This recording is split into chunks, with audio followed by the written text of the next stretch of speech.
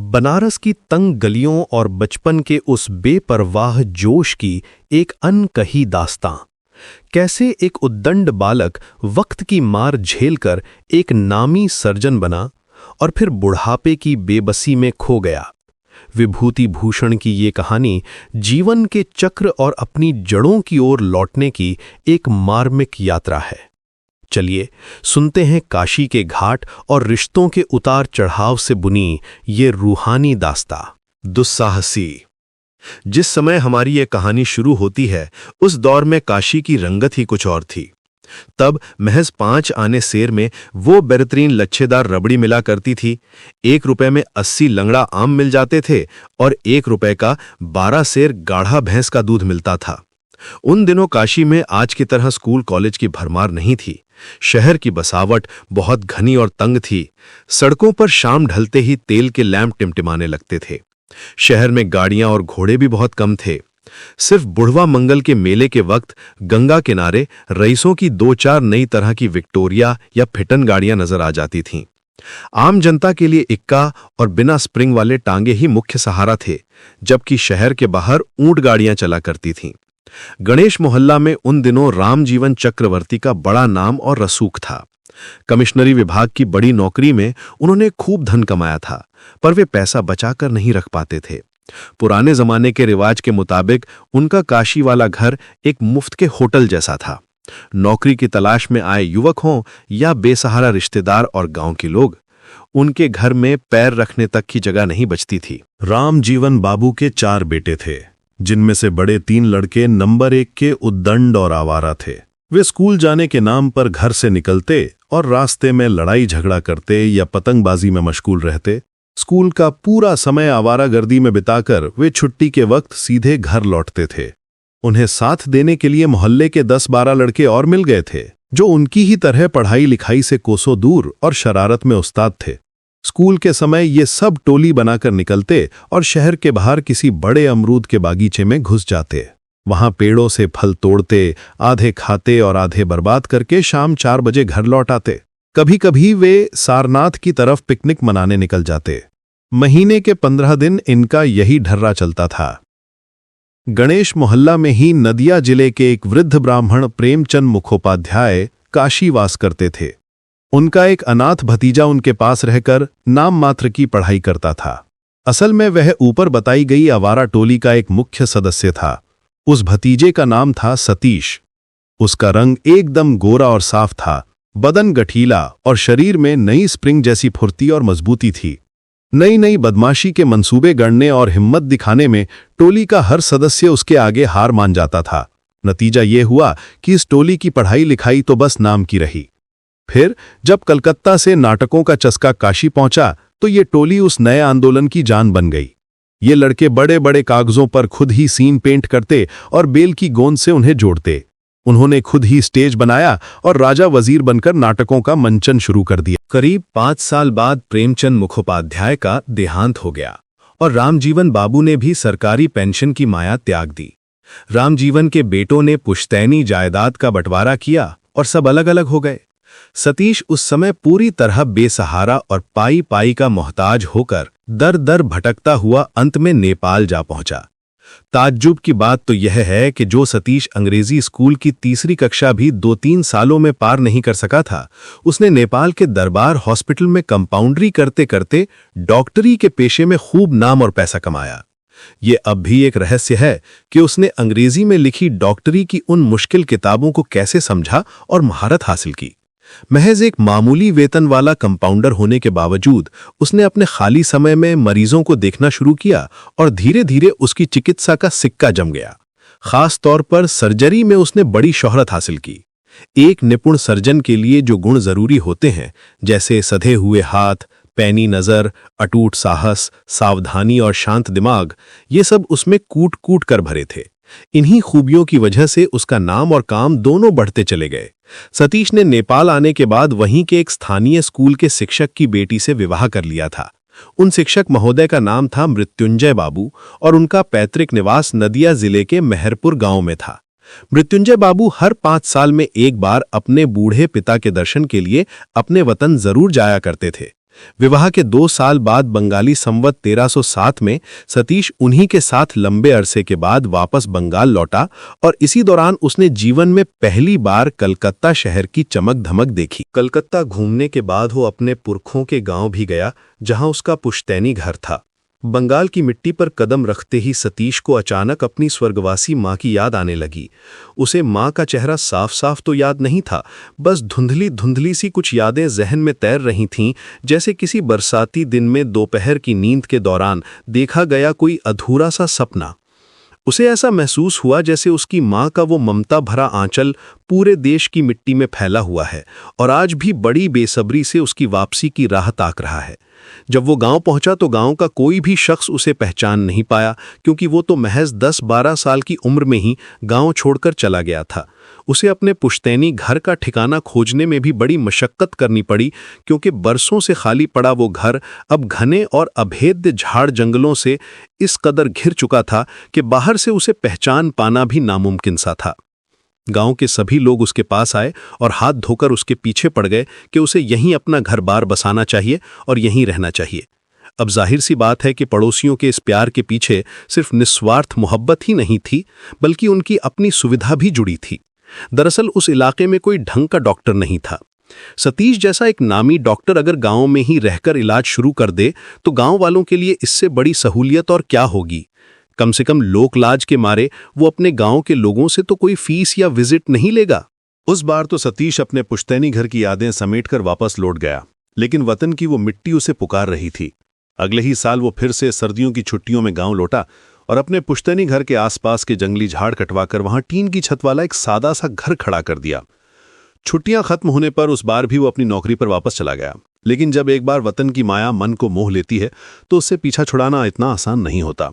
चंद्रगिरी और उदयगिरी के उन दुर्गम पहाड़ी रास्तों और घाटियों को पार करके भी नदिया जिले के उस छोटे से गांव की पुकार नेपाल तक पहुंची गई। अगले ही साल सतीश ने अपनी सरकारी नौकरी से इस्तीफा दे दिया और पत्नी तथा बच्चों के साथ अपने गांव लौट आया और वहीं मुस्तकिल तौर पर डॉक्टरी करना शुरू कर दिया।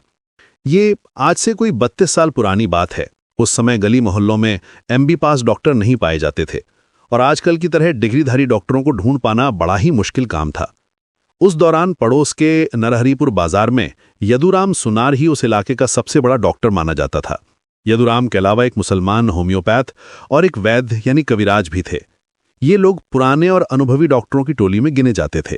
वहीं नए लड़कों में कान्हाईलाल राय कलकत्ता से किसी किस्म का कोई सर्टिफिकेट लेकर आया था और खुद को डॉक्टर समझकर प्रैक्टिस करने लगा था। सतीश ने गांव में आते ही अपनी धाक जमा ली। उसने उन झूला छाप डॉक्टरों की तरह बाजार में कोई दुकान नहीं खोली, ना ही आधा हाथ लंबे अक्षरों वाला अपने नाम का कोई चमकता हुआ साइन बोर्ड लटकाया, ना ही उसने मरीजों के घर जाकर दूसरे डॉक्टरों की बुराई करने की आदत पाली। उसने अपने घर के ही एक कमरे में दवाइयां रख ली थीं। उसका कोई अलग से दवाखाना या डिस्पेंसरी भी नहीं थी।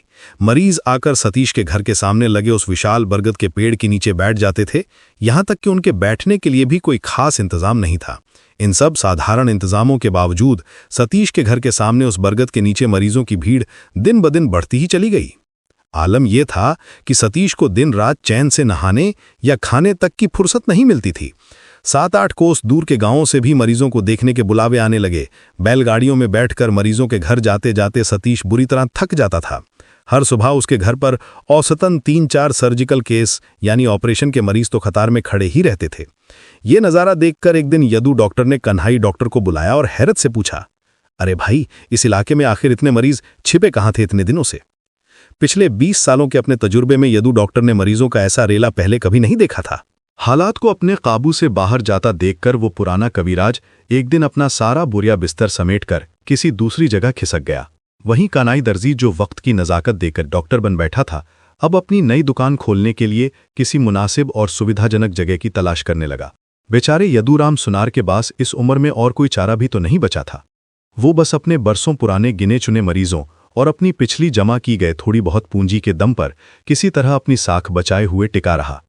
सतीश के 2 बेटे थे और एक नन्ही सी प्यारी बेटी।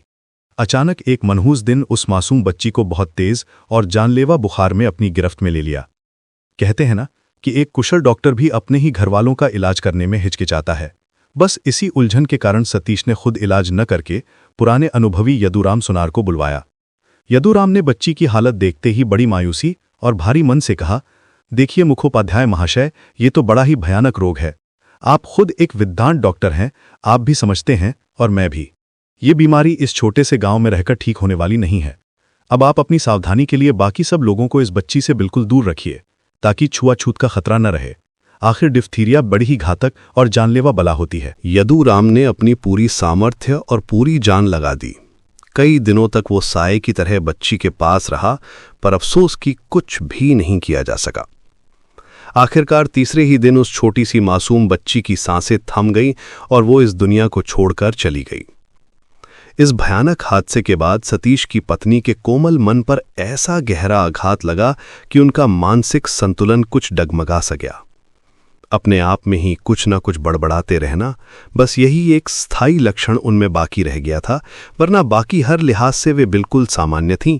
घर का सारा कामकाज सलीके से संभालना, पति और बेटों की सेवा और उनकी हर सुख सुविधा का ध्यान रखना, उनके समर्पण में रत्ती भर भी कोई कमी नहीं आई थी। सतीश भीतर से बिल्कुल टूट गया और एकदम हताश हो गया। उसके पास उस वक्त पैसों की कोई कमी नहीं थी, इसलिए उसने कुछ समय के लिए अपनी प्रैक्टिस पूरी तरह बंद कर दी और अपने परिवार का मन बहलाने के लिए उन्हें यहाँ वहाँ सैर सपाटे पर ले गया। वे काफ़ी समय तक अपनी ससुराल मेहरपुर में भी रहे और फिर कलकत्ता जाकर नामी डॉक्टरों और विज्ञानियों को भी दिखाया। उस वक्त ऐसा ज़रूर लगा कि इलाज का कुछ सकारात्मक असर हो रहा है और उनकी दिमागी हालत में सुधार आ रहा है।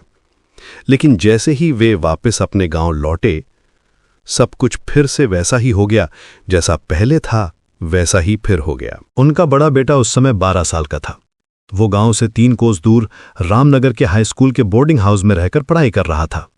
अब सतीश ने अपने छोटे बेटे को भी अकेलेपन से बचाने के लिए वहीं पढ़ने के लिए भेज दिया। ये सारी घटनाएं बंगाली संवत 1312 की हैं। इसके बाद जैसे हर आम इंसान की जिंदगी के दिन अपनी पुरानी रफ्तार से गुजरते हैं, सतीश के दिन भी उसी बंधे बधाए ढर्रे पर बीतने लगे। वही हर रोज सुबह उठकर मरीजों को देखना, पैसे कमाना और अपने भरे पूरे परिवार का पालन पोषण करना। वक्त अपनी रफ्तार से चलता रहा और सतीश के बेटे अब जवान हो गए थे। बड़े बेटे का नाम था विनय। उसने आईएससी की परीक्षा सफलतापूर्वक पास कर ली थी और अब वो मेडिकल कॉलेज में दाखिला लेकर डॉक्टरी के विज्ञान की कठिन पढ़ाई करने लगा था। सतीश के मन में अपनी बहू का मुंह देखने की बड़ी तीव्र इच्छा थी, इसलिए उसने इसी समय के दौरान विनय का विवाह भी संपन्न कर दिया। छोटा बेटा भी स्कूल में ही पढ़ रहा था। वो पढ़ने लिखने में अपने बड़े भाई से भी ज्यादा मेधावी, बुद्धिमान और देखने में अत्यंत सुंदर था। इसी बीच कई रसूखदार जगहों से उसके विवाह के लिए अच्छे अच्छे रिश्तों का आना जाना भी शुरू हो चुका। ये सब तो सतीश की बाहरी दुनिया और उसके सामाजिक जीवन की बातें थीं, लेकिन सतीश के अंतर्मन के भीतर धीरे धीरे एक बड़ा ही विचित्र और गहरा बदलाव आकार ले रहा था। पिछले 15-16 सालों से वह लगातार इसी गांव और आसपास के अंचलों में अपनी सेवाएं दे रहा था। उसकी जिंदगी इन बरसों में एक रसता की शिकार होकर बिल्कुल उबाऊ और नीरस हो चुकी थी। वही सुबह से शाम तक मरीजों की नब्ज टटोलना, खाना और सो जाना। कभी कभार वक्त मिलने पर भवनधा की दुकान पर बैठकर पुरानी गप्पे मार लेना और घर के बाजार हाट के इंतजामों को देख लेना।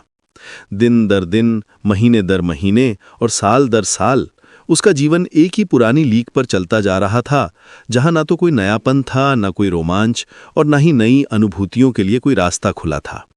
हालांकि सतीश अपनी इस मानसिक स्थिति को लेकर पूरी तरह जागरूक नहीं था, पर कभी कभार उसके मन के किसी कोने में ये टीस जरूर उठती थी कि अब जिंदगी में वह पहले जैसी उमंग और रौनक नहीं रही।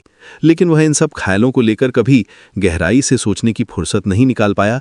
आखिर उसे इतना वक्त ही कहाँ मिला। पर धीरे धीरे एक टीस सी उसके मन के किसी कोने में सिर उठाने लगी। कभी निस्तब्ध दोपहरी में जब वो बिल के किनारे किनारे बनी पगडंडी पर बैलगाड़ी में आराम से बैठा किसी दूसरे गांव के मरीज को देखने जा रहा होता, तब वो खो सा जाता। मैदान के छोर पर किसी घुग्गू पक्षी की वो उदास कूक या बिल के गहरे पानी में किसी नाव पर चढ़कर मछली पकड़ते उस बागदी लड़के का वो दृश्य, ये सब देख वो अचानक एकदम अनमना हो जाता। उसके दिलो दिमाग पर काशी में बिताए उस बचपन की यादें छाने लगतीं। रामजीवन बाबू के बड़े बेटे बादल और उनके भांजे नक्कू ने मिलकर जंगमबाड़ी के उस सघन आम के बागीचे में सेंधमारी की थी और फिर कैसा कोहराम मचा था। उसे नेपाल का वो किस्सा भी याद आता जब एक बार वो कर्नल खड़क शमशेर जंग राणा बहादुर की बेटी की शादी में आमंत्रित होकर गया था। वहां पहुंचकर उसने देखा कि खाने पीने का कोई खास इंतजाम नहीं था। बस एक पुड़िया में मसाला और सुपारी थी और दूसरी पुड़िया में 5 रुपए रखे थे। सतीश ने कर्नल बहादुर के दीवान से तपाक से पूछा, ये पैसा किस लिए? मेहमान बनकर आकर हम इस तरह पैसे लेना अपना अपमान समझते हैं। दीवान ने बड़ी सादगी से जवाब दिया, यहां का यही नियम है, अगर आप नहीं लेंगे तो कर्नल साहब बहुत नाराज हो सकते हैं। सतीश ने गुस्से में आकर कहा, नाराज होकर वे मेरा क्या बिगाड़ लेंगे? मेरी नौकरी ले लेंगे? ले लें, मैं अभी इस्तीफा देने को तैयार हूं, पर यह पैसा मैं कभी नहीं ले सकता। जब ये शोर शराबा राणा बहादुर के कानों तक पहुंचा तो वे खुद वहां आए और मामले को बड़ी समझदारी से सुलझा दिया। सतीश की नौकरी जाना तो दूर, उसी महीने उसके वेतन में 10 रुपए की बढ़ोतरी कर दी गई। पिछले 15 सालों से सतीश लगातार सबके सामने काशी और नेपाल की ये कहानियां सुनाता आ रहा था, अपने उम्र के लोगों के साथ, गांव के दोस्तों के साथ, यहां तक कि मरीजों और उनके रिश्तेदारों के साथ भी। लेकिन पहले वो ये सब बातें सिर्फ अपनी बहादुरी और रुतबा दिखाने के लिए करता था कि उसने कितनी दुनिया देखी है, कितने बड़े बड़े लोगों के बीच उसका उठना बैठना रहा है और उसने कितनी रईसी की है। पर इस बार जिंदगी की ये पुरानी यादें उसके मन में एक धुंधली सी वेदना बनकर उभरने लगी थीं। उसे ऐसा महसूस होने लगा जैसे कोई बहुत ही कीमती चीज हमेशा हमेशा के लिए खो गई है, जिसका सामना अब दोबारा कभी नहीं होगा, चाहे वो अपनी बरसों की जमी जमाई डॉक्टरी दांव पर लगा दे या अपनी सारी जमा पूंजी खर्च कर दे, पर वो गुजरा हुआ वक्त अब कभी लौटकर नहीं आएगा। गांव का ये जीवन भी अब धीरे धीरे नीरस और उदास होने लगा था। सतीश जब शुरू शुरू में इस गांव में आया था तब उसे कुछ ऐसे बुजुर्ग आत्मीय लोग मिले थे जो उसके सुख दुख में साथ खड़े रहते थे। इस मोहल्ले के अंबिका राय, श्यामकांत गांगुली और उस पार के बूढ़े गोसाई महाशय, ये सब अब एक एक करके इस दुनिया से विदा ले चुके थे। आषाढ़ महीने के अंत में एक दिन सतीश को यदुराम सुनार की बीमार शैया के पास बुलाया गया। यदुराम की उम्र अब लगभग 75 साल के आसपास हो चुकी थी। पिछले 10 सालों से गरीबी और तंगहाली से लड़ते लड़ते उनका शरीर एकदम जर्जर हो चुका था। सतीश ने देखते ही समझ लिया कि इस बुढ़ापे में और ऊपर से इस भयंकर डबल निमोनिया की मार के बाद यदुराम अब बिस्तर से दोबारा नहीं उठ पाएंगे। यदुराम खुद भी इस कड़वी सच्चाई को अच्छी तरह समझ चुके थे। उन्होंने अत्यंत क्षीण और डूबती हुई आवाज में कहा, मुखोपाध्याय महाशय, अब दवा देकर क्या करेंगे? बस अपने पैरों की धूल दे दीजिए। एक बात आपसे कहनी है, इस पोते के लिए मैं कोई इंतजाम नहीं कर पाया। मेरे 2 जवान बेटे मर गए, अब पूरे खानदान में यही एक कुल का आखिरी चिराग बचा है। इसे मैं आपके चरणों में सौंप कर जा रहा हूं। अपने यहां इसे कंपाउंडरी के काम पर रख लीजिएगा। अगर 2-3 साल तक आपकी देखरेख में रहकर ये कुछ सीख लेगा तो कल को किसी अनपढ़ देहाती गांव में झोला छाप डॉक्टर बनकर भी अपना पेट पाल सकेगा। उस टूटे हुए दिल वाले बूढ़े वैद्य की मौत की सेज के पास बैठकर सतीश की आंखें आंसुओं से भर आईं। उसने मरते हुए इंसान को पूरा भरोसा दिलाया कि इस मामले में वो अपनी तरफ से जितनी हो सके मदद करने में कोई कसर नहीं छोड़ेगा। यदुराम अपने पीछे इतने पैसे छोड़कर नहीं गया था कि उसके अंतिम संस्कार का खर्च भी पूरा हो सके। सतीश ने खुद उस संस्कार का सारा आर्थिक बोझ अपने कंधों पर उठाया। उसने यदुराम के पोते को अपने दवाखाने में बुला लिया और उसे काम सिखाने लगा। बूढ़े के सिर पर जो थोड़ा बहुत छोटा मोटा कर्ज बकाया था, उसका भी सतीश ने किसी तरह अस्थायी तौर पर समाधान कर दिया। इसी समय सतीश की अपनी जिंदगी में भी वक्त ने करवट बदली। छोटे बेटे की कॉलेज की पढ़ाई का खर्च और बड़े बेटे की डॉक्टरी यानी वैद्यक विज्ञान की पढ़ाई का भारी बोझ सब एक साथ आ पड़ा। और पता नहीं क्यों इसी बीच मरीजों की संख्या भी घटने लगी। क्या ये जगह अचानक से कोई सेहत सुधारने वाला पर्यटन स्थल बन गई थी क्या? सतीश की बरसों की जमा पूंजी धीरे धीरे कम होने लगी। जैसा कि अक्सर होता है, एक बार जब संचित धन पर हाथ पड़ गया तो उस बहाव को रोकना नामुमकिन हो गया। साल दर साल खर्च बढ़ता ही चला गया, पर आमदनी वैसी नहीं रही। ऐसी झंझावातों भरी हालत में हाथ में रखा पैसा खत्म होने में भला कितना वक्त लगता है। सतीश अब अमानवीय मेहनत करने लगा। उसने खुद को काम की आग में झोंक दिया। वो सोचता था कि बस 2 साल की बात है, एक बार विनय काबिल बन गया तो फिर चिंता का कोई प्रश्न ही नहीं उठता। भला इस पूरे इलाके में MB विज्ञान पास किए हुए डॉक्टर कितने हैं? जिस सतीश ने कभी 10 रुपए से कम की फीस पर किसी गांव में कदम नहीं रखा था, आज उसे वही ऊबड़ खाबड़ रास्ता 4 रुपए लेकर भी तय करना पड़ रहा था। उसने खुद दूध पीना छोड़ दिया और घर के पुराने नौकर को भी जवाब दे दिया। खर्च कम करने के लिए उसने अपनी पत्नी और बहू को कलकत्ता भेज दिया और वहां बेटों के रहने का एक ठिकाना बनवा दिया। वो खुद घर पर अकेले अपने हाथों से रूखा सूखा पकाकर खाता और सारा सारा दिन गांव-गांव भटक कर मरीजों की नब्ज टटोलता फिरता। जो कुछ भी उसे कमाई के रूप में मिलता वो हर हफ्ते कलकत्ते में बिनय के नाम मनी ऑर्डर कर देता। आखिरकार वो मुबारक दिन आया जब बिनय MBBS पास कर गया और फौज में शामिल होकर जंग के मैदान में चला गया। सतीश के दुखों का मानो अंत हो गया। गांव में भी इस बात की खूब चर्चा हुई। इस पूरे अंचल में वो पहला MB पास डॉक्टर था। ऊपर से बिनय को सरकारी नौकरी मिल गई थी और वो सुदूर मेसोपोटामिया चला गया था। खबर मिली कि हाल ही में किसी छोटी सी मुठभेड़ के दौरान अरबों की गोली बिनय के कान के पास से सनसनाती हुई निकल गई थी। भला पैसा क्या ऐसे ही मिल जाता है? बिनय ने पत्र लिखकर अपने पिता को इस साहसी वाकये के बारे में बताया था।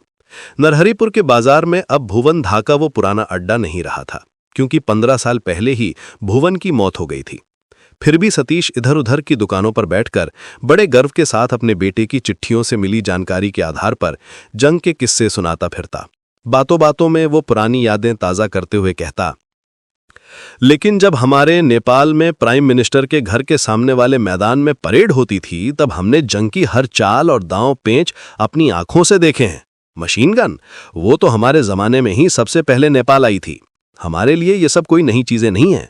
इसका सीधा सा मतलब ये था कि नेपाल की यादें और सतीश की जवानी, ये दोनों कभी किसी के सामने हार मानने को तैयार नहीं थे। उसके लिए नेपाल में सब कुछ था। जब सतीश को 2-4 बार बड़े मनी ऑर्डर मिले तो उसने बड़े उत्साह के साथ घर की मरम्मत और उसे नए सिरे से बनाने के लिए मिस्त्री लगा दिए। आखिर उसका बेटा एक बड़ा डॉक्टर बनकर लौट रहा है, अब उसका मिजाज भी तो साहबों जैसा होगा। ऐसी टूटी फूटी पुरानी हवेली में रहने में उसे तकलीफ होगी। सतीश ने अपने बेटे की हैसियत और पसंद के मुताबिक घर का कायाकल्प करने में काफी धन खर्च कर दिया। यहाँ उसका आधुनिक दवाखाना बनेगा, ये कमरा बेटे के बैठने के लिए होगा और ये खास हिस्सा पोतों की पढ़ाई के लिए इस्तेमाल किया जाएगा। अचानक मेसोपोटामिया से बिनय की चिट्ठियों का आना बंद हो गया। देखते ही देखते 10-20 दिन बीते और फिर पूरा महीना निकल गया, पर कोई खबर नहीं आई। सतीश स्वभाव से अत्यंत धैर्यवान और अडिग व्यक्ति थे। वे खुद को शांत रखकर अपनी पत्नी और बहू को तरह तरह की झूठी बातों से बहलाने की कोशिश करते रहे। लेकिन धीरे धीरे पूरे गांव में ये अफवाह जंगल की आग की तरह फैल गई कि बिनय अब इस दुनिया में नहीं रहा, वो जंग के मैदान में शहीद हो गया है। बिनय को गांव का हर छोटा बड़ा शख्स बेइंतहा प्यार करता था।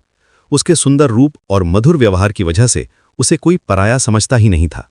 इस मनहूस खबर को सुनकर गांव में ऐसा कोई नहीं बचा था जिसकी आंखों से आंसू न छलके हों। लेकिन सतीश की सहन शक्ति देखकर तो सब के सब हैरान रह गए।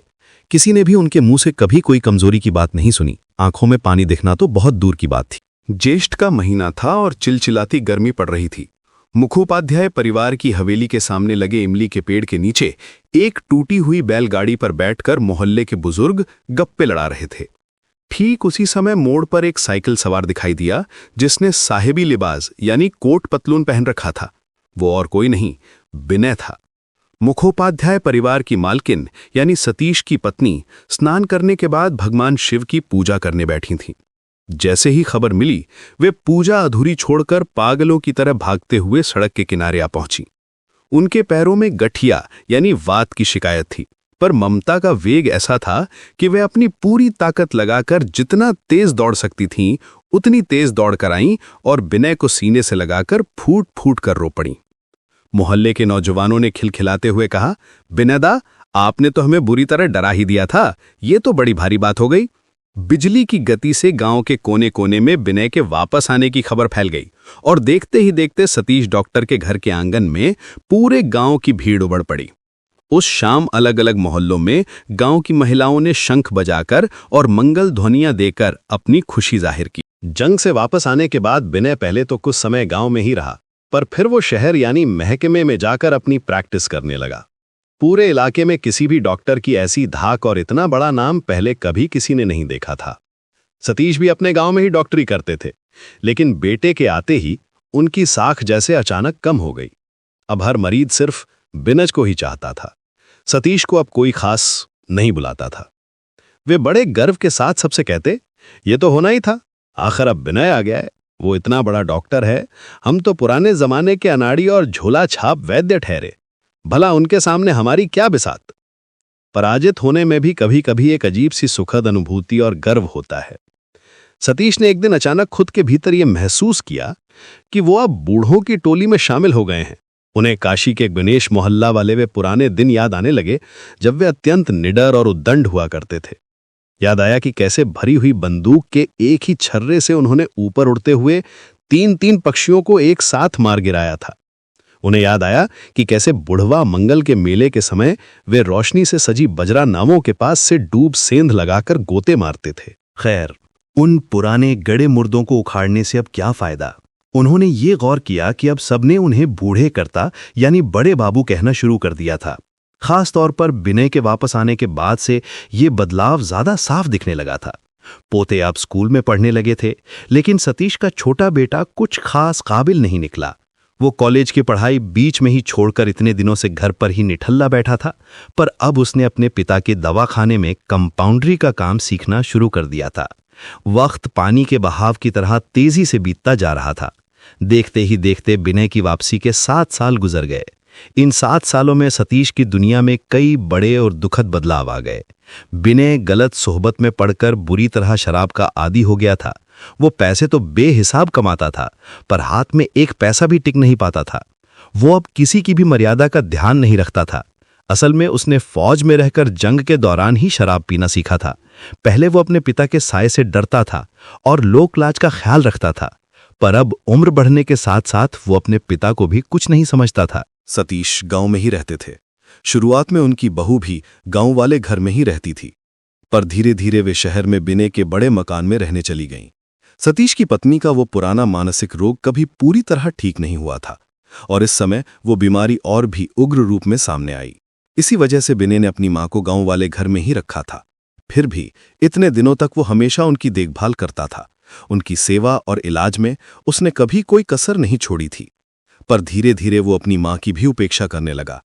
अब तो आलम यह था कि वो महीनों बीत जाने पर भी एक बार अपनी मां का हाल जानने नहीं आता था, जबकि अब उसने अपनी खुद की मोटर यानी कार खरीद ली थी। भला उन 9 मील के रास्तों को तय करने में उसे कितनी देर लगती? सिर्फ शराब की लत ही नहीं, विनय के साथ अब और भी कई तरह की बुराइयां जुड़ गई थीं। वो अपनी पत्नी और बच्चों को भी मानसिक और शारीरिक पीड़ा देता था। घर के जायज खर्च के लिए जो पैसा होता उसे वो रात को न जाने कहां जाकर बर्बाद कराता था। ये बात परिवार में कोई नहीं जानता था। वो अक्सर पूरी रात घर से बाहर ही आवारागर्दी में गुजारता था। यहां तक कि कभी कभार तो वो दिन के समय भी अपने दवाखाने में नहीं बैठता था। इसका सीधा असर उसके काम पर पड़ा और उसकी साख यानी उसका पसार धीरे धीरे कम होने लगा। मरीज उसकी दुकान तक आते और डॉक्टर को ना पाकर मायूस होकर वापस लौट जाते। बुढ़ापे की इस ढलती उम्र में सतीश को अब घोर आर्थिक तंगी और दरिद्रता का सामना करना पड़ रहा था। ऐसा नहीं था कि विनय बीच बीच में अपने माँ बाप को पैसे नहीं देता था, लेकिन उस थोड़े से रुपयों में सतीश का गुजारा नहीं हो पाता था। छोटा बेटा तो अपने बड़े भाई की ऐसी बिगड़ी हुई और शर्मनाक हालत देखकर अपनी पत्नी और बच्चों को लेकर अपनी ससुराल ही चला गया था। वह भी अब अपने बूढ़े माँ बाप की कोई सुध बुध नहीं लेता था। एक शाम सतीश अकेले बरामदे में बैठे हुक्का गुड़गुड़ा रहे थे और अनमने भाव से इन्हीं सब दुखों और अपनी फूटी किस्मत के बारे में सोच रहे थे। तभी उन्होंने आंगन में किसी को आते हुए देखा। कौन है वहां? दादाजी, मैं हूं, पटल। सतीश के झुर्रियों भरे चेहरे पर एक बड़ी सी मुस्कान खिल उठी और वे हाथ में हुक्का लिए ही बड़े चाव से खुशी खुशी खड़े हो गए। आओ पटल, आओ मेरे बच्चे, अंदर आ जाओ। पटल असल में विनय के बड़े बेटे दिव्येंदु का घर का नाम था। वह गोरे रंग का बड़ा ही सुकोमल, सुश्री और कोई 14-15 साल का हंसमुख बालक था। सतीश का मन अपने पोतों के लिए हमेशा तड़पता रहता था, लेकिन वे बच्चे यहाँ बहुत कम ही पैर रखते थे। अचानक अपने प्यारे पोते को अपने सामने पाकर सतीश को जैसे तपती दोपहर में ठंडी छांव या आसमान का चांद मिल गया हो। तुम्हारे पिताजी की क्या खबर है रे पटल? सतीश ने बड़ी उम्मीद से पूछा। दिव्येंदु ने एक अपराधी की तरह अपनी निगाहें नीची कर लीं और बड़ी धीमी आवाज में बोला, वही पुराना हाल है दादाजी, बल्कि अब तो उनकी हालत और भी ज्यादा खराब हो गई है। फिर उसने अपने शरीर पर लगे चोट के गहरे निशान दिखाए और बताया कि नशे की धुन में उसके पिता ने उसे अलजेब्रा का कोई बहुत ही कठिन प्रश्न हल करने को दिया था, और जब वो उसे हल नहीं कर पाया तो उन्होंने गुस्से में छड़ी से उसकी बड़ी बेरहमी से पिटाई की। इसके बाद दोनों दादा पोते काफी देर तक बैठकर एक दूसरे का दुख बांटते रहे। सतीश ने बड़े लाड़ से कहा, अब तुम बैठो पटल, मैं जरा रसोई देख लूं और तुम्हारे लिए कुछ खाने का इंतजाम करूं। क्या खाओगे बेटा? सतीश की पत्नी अब पूरी तरह पागल हो चुकी थी। वो दिन रात एक ही अंधेरे कमरे में अकेली सोई रहती थी और अपने आप में ही कुछ न कुछ बड़बड़ाती रहती थी। घर का कोई कामकाज करना तो दूर की बात, अगर सतीश उसे अपने हाथों से खाना ना खिलाए तो वो कई कई दिनों तक भूखी ही पड़ी रहती थी। सतीश ने एक ठंडी आह भरकर कहा, पटल, कभी कभी मेरा मन करता है कि मैं फिर से अपनी प्रैक्टिस शुरू कर दूं और मरीजों को देखना शुरू करूं, लेकिन अब इस उम्र में मुझे बुलाएगा कौन?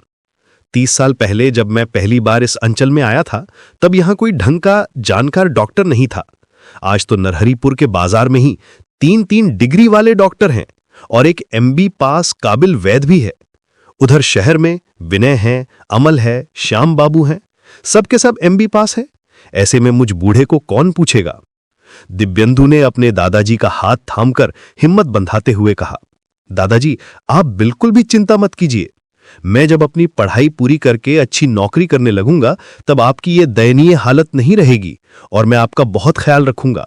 सतीश बड़े उत्साह के साथ बोले, तब मुझे काशी भेज देना पटल। कितने बरसों से मैंने वो पवित्र जगह नहीं देखी। क्या तुम सुनोगे कि हम वहां अपने बचपन के दिनों में क्या क्या मस्ती और शरारतें किया करते थे? दिव्येंदु जब से बड़ा हुआ था तब से वो अपने दादाजी के मुंह से काशी और नेपाल की ये कहानियां न जाने कितनी ही बार सुन चुका था। कम से कम 50 बार तो उसने एक ही कहानी सुनी होगी और अब तो उसे वे कहानियां पूरी तरह जुबानी याद थीं। फिर भी अपने बूढ़े दादाजी को खुश करने के लिए वो बड़े चाव से बोला, हाँ दादाजी, जरूर सुनाइए। उस बार जब आप नेपाल के रास्ते में चंद्रगिरी के पहाड़ों को पार कर रहे थे तब आपके साथ क्या अजीब वाकया हुआ था? दिव्यंगम ने कभी अपनी आंखों से नेपाल नहीं देखा था, लेकिन बचपन से दादाजी के मुंह से सुने गए उन जीवंत वर्णनों की वजह से उसके मन के पर्दे पर चंद्रगिरी, रत्नगिरी और रक्सौल के पशुपतिनाथ मेले के दृश्य बिल्कुल साफ और रंगीन तस्वीरों की तरह उभर आते थे। आंखें मूंदते ही उसे ऐसा लगता जैसे वो खुद उन दुर्गम पहाड़ियों और मेलों की भीड़ को देख रहा हो। अगली सुबह होते ही दिव्येंदु वहां से विदा होने लगा। सतीश ने उसे टोकते हुए कहा, पटल, अपने पिताजी से एक बार कहना कि जरा मेरे जूतों की हालत तो देखो, ये बिल्कुल फट चुके हैं। ये सैंडल भी तुम्हारे पिताजी की ही पुरानी जोड़ी थी जो उस बार उनके शहर वाले घर से लाया था, पर अब ये भी पूरी तरह टूट चुकी है। दिव्येंदु ने जाते जाते बड़े सहमे हुए स्वर में कहा, दादाजी, मैंने ये सारी बातें और अपना दुख आपसे कह दिया है, पर आप भूल कर भी पिताजी को ये मत बताइएगा कि मैं यहां आया था, वरना वे गुस्से में पागल होकर मेरी पीठ की खाल उधेड़ देंगे। दिव्येंदु के चली जाने के बाद वो बूढ़ा डॉक्टर फिर से अपने सुहाने पुराने दिनों के हसीन सपनों में खो गया। आजकल हाथ में कोई कामकाज या कोई मरीज नहीं बचा था। सतीश ने अपनी पूरी जवानी में कभी ऐसा आलसी और खाली जीवन नहीं बिताया था, पर अब अकेले बैठते ही पुरानी यादें उसे चारों तरफ से घेर लेती थीं। तभी पड़ोस के गांगुली परिवार की छोटी बिटिया अन्नकाली अपने नन्हे हाथों में 2 ताजा और रसीले खीरे लिए सीढ़ियां चढ़कर आईं और चहकते हुए बोलीं, चाचा जी, ये हमारे बगीचे के पेड़ पर उगे थे, माँ ने कहा है कि ये आपको दे आऊं। फिर अपने आंचल के छोर में बंधी कोई चीज बड़े जतन से खोलते हुए बोलीं, और ये थोड़े से बड़ी भी ले लीजिए। सतीश के मन की सारी उदासी और आर्थिक तंगी का बोझ जैसे उस बच्ची की मासूमियत देखकर पल भर में ओझल हो गया। उन्होंने बड़े ही कौतूहल और चमकती आंखों से अन्नकाली के आंचल में बंधी उस पोटली की ओर देखा और खुशी से खिलखिलाकर बोले, अरे वाह, क्या है इसमें? मूंग की दाल की ताजा बड़ी? वाह वाह, बहुत खूब, ला मेरी बच्ची, इसे यहीं थाली में रख दे। सतीश को शुरू से ही खुद अच्छा खाने और दूसरों को मन भर खिलाने का बड़ा शौक रहा है, पर आज वक्त ने ऐसी करवट बदली है कि वो घोर तंगी के दिनों से गुजर रहा है। कहने को तो उसका एक अच्छा खासा कमाने वाला बेटा भी है, पर उससे कोई खास आर्थिक मदद नहीं मिल पाती। यही वजह है कि गांव की महिलाएं जब भी अपने घर में कोई खास और लजीज पकवान बनाती हैं तो वे सतीश के लिए थोड़ा बहुत हिस्सा जरूर भिजवा देती हैं। अन्नकाली कोई 14-15 साल की बड़ी ही रूपवती और भोली भाली कन्या है। लगातार 4 बेटियां पैदा होने के बाद उसके माँ बाप ने अपनी इस 5वीं और सबसे छोटी बेटी का नाम अन्नकाली रखा था। हालांकि उसके नाम और उसके सुंदर रूप रंग में कोई खास मेल नहीं था। वो खिलखिलाकर हंसते हुए बोली, चाचा जी, आपके हाथ की बनी वो धुली हुई उड़द की दाल का स्वाद मैं कभी नहीं भूल सकती। मंजली भाभी भी वैसी स्वादिष्ट दाल नहीं बना पाती। सतीश का चेहरा इस प्रशंसा से खुशी से चमक उठा और वे बड़े गर्व से बोले, कब खाई थी तूने मेरे हाथ की दाल अन्नकाली? अन्नकाली ने अपनी गर्दन मटकाते हुए बड़े नटखट अंदाज में कहा, अरे वाह, अभी उस दिन भाद्र महीने के अरंधन यानी चूल्हा न जलाने वाले त्योहार पर ही तो खाई थी। फिर उसने घर के भीतर के कमरे की ओर निहारते हुए पूछा, चाची जी की तबीयत अब कैसी है? सतीश ने गहरी ठंडी सांस भरकर जवाब दिया, बस वैसे ही है। उनका भला अच्छा और बुरा क्या, उन्हीं के मोहपाश में बंधा होने के कारण तो मैं कहीं आ जा नहीं पाता हूं आना, वरना अगर मैं काशी चला जाता तो मेरा गुजारा तो वहां बड़े आराम से हो जाता। और फिर काशी में मेरे बचपन के इतने पुराने यार दोस्त भी तो हैं। पर मुझे हर पल यही चिंता सताती है कि अगर मैं चला गया तो इनकी देखभाल कौन करेगा, इनकी सेवा टहल का जिम्मा कौन उठाएगा। बस इसी फिक्र में यहां अटका हुआ हूं, वरना मुझे अपनी क्या परवाह। क्या तू फिर से वो सुनेगी कि हम काशी में क्या क्या गुल खिलाते थे? बस इसके बाद काशी की कहानियों का सिलसिला फिर से शुरू हो जाता है। अन्नकाली ने ये सब किस्से पहले भी कई बार सुन रखे थे, पर उसे कहानियां सुनने का बड़ा चस्का था, खास तौर पर अपने चाचा जी के मुंह से। वो बरामदे की सीढ़ियों पर ही टिककर बैठ गई। बातों बातों में कब काशी की स्मृतियों से निकलकर वे दोनों नेपाल की वादियों में पहुंच गए, उन दोनों को इसका अंदाज भी नहीं हुआ। तभी अचानक अन्नकाली की नजर आंगन की ओर पड़ी और उसने सहमे हुए स्वर में कहा, अरे चाचा जी देखिए तो, चाची जी कहीं बाहर निकली जा रही हैं। सतीश हड़बड़ाकर चिल्लाए, पकड़ उसे, पकड़ बेटी, उसे वापस लेकर आ। ना, इस औरत ने तो मेरी नाक में दम कर रखा है। अन्नाकाली फुर्ती से दौड़कर गई और उन दुबले पतले शरीर वाली, बिखरे बालों वाली और अपने आप में बड़बड़ाती हुई चाची जी का हाथ कसकर थाम लिया और बोली, चलिए चाची जी अंदर चलिए, आप कहाँ जा रही हैं, आइए। सतीश बोले, इसे सीधे कमरे के भीतर ही ले जा बेटी। ना, मेरी किस्मत में तो बस ये मुसीबतें ही लिखी हैं। और सुन अन्ना, आज मैं उड़द की दाल ही पकाऊंगा, तू दोपहर को यहीं मेरे साथ बैठकर 2 कौर खा लेना। अगले साल से विनय की प्रैक्टिस में भारी गिरावट आ गई। वो 10-12 साल पहले वाला सुनहरा दौर अब पूरी तरह बीत चुका था। अब उस छोटे से शहर में 3 काबिल MB पास डॉक्टर आ चुके थे। ऊपर से उसकी शराब की बुरी लत और उच्छृंखल व्यवहार के कारण अब कोई भी संभ्रांत और शरीफ परिवार उसे अपने घर बुलाना पसंद नहीं करता था। और तो और अगर कोई मरीज हिम्मत करके आता भी तो अक्सर डॉक्टर साहब नशे में धुत या कहीं बाहर ही मिलते थे। फिर दुनिया भर में आर्थिक मंदी का दौर छा गया। जूट का बाजार पूरी तरह धराशायी हो गया। लोगों के पास खाने के लाले पड़ गए, तो भला बीमारी की हालत में वे डॉक्टर की फीस कहां से चुकाते। विनय घोर आर्थिक संकट के भंवर में फंस गया।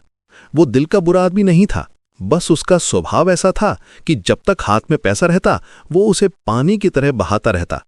वो एक खुले दिल और दरिया दिल मिजाज वाला इंसान था। ऐसा नहीं था कि वो जानबूझकर अपने पिता की उपेक्षा करता था, पर पिता उसके इतने करीब और इतने परिचित थे कि वो उनके बारे में कभी गहराई से सोच ही नहीं पाता था। सतीश ने भी कभी मुंह खोलकर अपने बेटे को अपनी तंगहाली और गरीबी के बारे में नहीं बताया, इस डर से कि कहीं उनका बेटा किसी मानसिक तनाव या परेशानी में न पड़ जाए। इसी कश्मकश के बीच एक दिन विनय अचानक अपने पिता से मिलने घर आया। सतीश अपने बेटे को बिना बताए सामने खड़ा देखकर बड़ी उधेड़बुन और घबराहट में पड़ गए। पूरे घर में एक अदद कुर्सी या स्टूल तक नहीं बचा था जिसे वे बैठने के लिए दे सकें। अब वे अपने राजकुमार जैसे बेटे को भला बिठाते किस चीज पर। विनय ने अपने पिता की परेशानी ताड़ ली और बोला, रहने दीजिए पिताजी, कोई बात नहीं, देखिए मैं यहीं नीचे जमीन पर ही बड़े आराम से बैठ गया हूं। सतीश ने बड़ी ही व्याकुलता के साथ पूछा, अरे तुम तो पसीने से पूरी तरह तरबतर हो गए हो, ठहरो मैं जरा तुम्हारे लिए चाय बना लाता हूं। पर यह बताओ, तुम किराए की मोटर यानी टैक्सी में क्यों आए, तुम्हारी अपनी गाड़ी कहाँ है? विनय ने एक लंबी ठंडी सांस भरी और हताश होकर बोला, गाड़ी तो है पिताजी, पर उसका इंजन बुरी तरह खराब हो गया है। उसे ठीक कराने के लिए मुट्ठी भर पैसों की जरूरत है, पर इस वक्त हाथ में फूटी कौड़ी भी नहीं है। बस इसीलिए वो गाड़ी गैराज में धूल फांक रही है। सतीश ने पूछा, पटल कहाँ है? वो तो कलकत्ता में ही है। मुझे तो अब उसकी पढ़ाई की चिंता खाए जा रही है पिताजी। वहां मेस में रहने का भारी भरकम खर्च है। पिछले 3 महीनों से मेस का किराया बाकी है।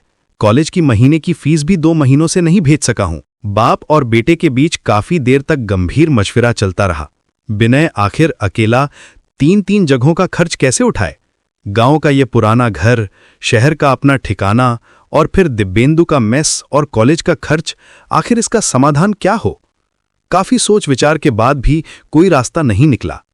उठते समय विनय ने बड़ी झिझक और संकोच के साथ अपने पिता को 2 रुपए देने की कोशिश की, पर अपने बेटे के उस सूखे और चिंताओं से घिरे मुरझाए चेहरे को देखकर वो बूढ़ा पिता उन 2 रुपयों को लेने की हिम्मत नहीं जुटा सका।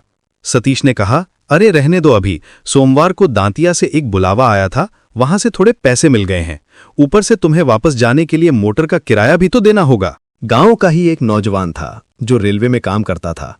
वो जब भी छुट्टी लेकर गांव आता तो अक्सर शाम के समय सतीश के पास बैठकर पुरानी कहानियां सुनता था। एक दिन सतीश ने उससे कहा, देखो उमापति, मैं क्या सोच रहा हूं जानते हो? मैं सोच रहा हूं कि तुम्हारी चाची जी को उनकी पीहर यानी मायके में छोड़कर मैं खुद काशी चला जाऊं। एक अकेले इंसान का गुजारा तो काशी में बड़े मजे से हो जाएगा, वरना यहां की हालत तो तुम देख ही रहे हो। विनय बड़ी मुश्किल और भारी संकट में फंस गया है। मरीजों का अकाल है, कहीं से कोई बुलावा नहीं आता। ऐसे दौर में 2-2 घर चलाना भला कोई आसान बात है क्या बेटा? अगर हम यहां से चले जाएंगे तो कम से कम उसका बोझ तो थोड़ा हल्का होगा। और फिर काशी में तो मेरे ढेरों यार दोस्त भरे पड़े हैं। हा, ये एक समय था जब हमने वहां न जाने क्या क्या गुल खिलाए थे। काशी में भला ऐसा कौन है जो मुझे नहीं पहचानता? उमापति बचपन से ही सतीश की इन कहानियों को सुनता आ रहा था। वो मुस्कुराते हुए बोला, क्या पागल हो गए हैं चाचा जी? आपको क्या लगता है कि आपके बचपन के जमाने के वे लोग अब भी वहां बचे होंगे? वो सब तो कब का। सतीश को उसकी ये बात बिल्कुल पसंद नहीं आई। उन्होंने उसकी बात काटते हुए कहा, तुम्हें कैसे पता कि वे नहीं है? हमारी उस निडर और दान पिटे टोली के लड़के इतनी आसानी से मरने वाले नहीं है, ये जान लो। सबके सब वहीं होंगे। हम इतनी जल्दी मौत के गले नहीं मिलने वाले। तुम हमारी उस टोली के बारे में कुछ नहीं जानते। क्या सुनोगे तुम?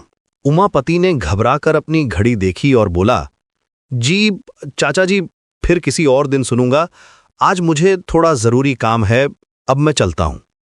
करीब 15 दिन बाद सतीश एक दिन दोपहर के समय काशी स्टेशन पर ट्रेन से उतरा।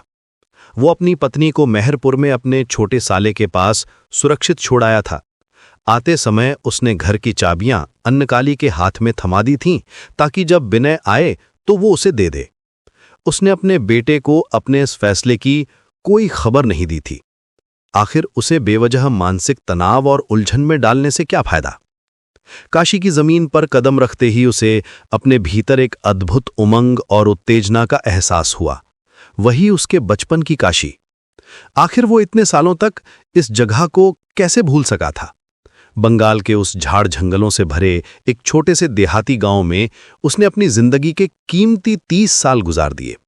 सारा दिन वो काशी की तंग गलियों और रास्तों पर आवारा परिंदे की तरह भटकता रहा। उसने पंचगंगा घाट पर पवित्र स्नान किया और बाबा विश्वनाथ के दर्शन किए। अपने बचपन की यादों से जुड़ी हर उस जगह पर वो गया जहां एक दिन में पैदल पहुंचा जा सकता था। उसने किसी भी कोने को नहीं छोड़ा। लेकिन जैसे जैसे दिन ढलने लगा, उसके मन में एक अजीब सा खालीपन छाने लगा। उसे महसूस हुआ कि 40 साल पहले वाली उसकी वो पुरानी काशी अब कहीं खो गई है। वो उसे ढूंढ नहीं पा रहा था। आखिर वो पुरानी अल्हड़ काशी कहाँ चली गई? ये नई काशी उसे पहचान क्यों नहीं रही? गणेश मोहल्ला में उसे अपने किसी भी पुराने दोस्त का सुराग नहीं मिला। बस रामजीवन बाबू का मंझला बेटा पतित पावन आज भी अपने पुश्तैनी घर में रह रहा था। पतित पावन ने सतीश को देखते ही फौरन पहचान लिया। वो बोला, सतीश दा, आपका शरीर तो अब भी काफी मजबूत और अच्छा है, पर मेरा हाल देखिए, बुढ़ापे ने बुरी तरह घेर लिया है। मैं तो आपसे भी ज्यादा बूढ़ा दिखने लगा हूं। असल में इस पेट की बीमारी और एसिडिटी ने मेरा बुरा हाल कर दिया है। पर आप इतने सालों तक थे कहाँ? पुरानी यादों और बीते हुए दिनों के ना जाने कितने ही किस्से हुए। पतित पावन की माली हालत भी कुछ खास अच्छी नहीं थी। कारोबार में बार बार घाटा होने की वजह से वो लगभग कंगाल होने की कगार पर पहुंच गया था। ऊपर से उसके 2 जवान बेटे एक के बाद एक मौत की आगोश में चले गए थे। उसका सबसे छोटा बेटा विश्वनाथ की गली में रेशमी कपड़ों का छोटा सा व्यापार करता था।